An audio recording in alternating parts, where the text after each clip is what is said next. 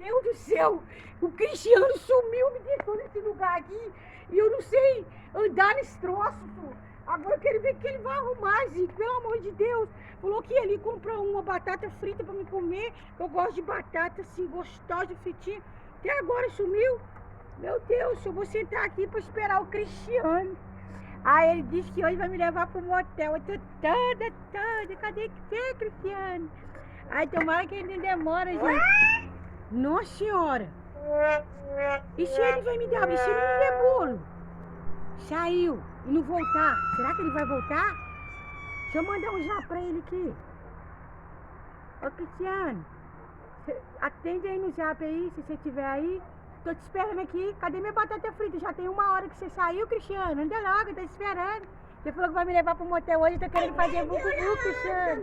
Eu tô toda, tô em cima da moto, já tô toda. Anda logo, viu, Cristiano? Anda logo, Cristiano. Cristiano vai vir daqui a pouco, eu tô toda. Fazer vucu.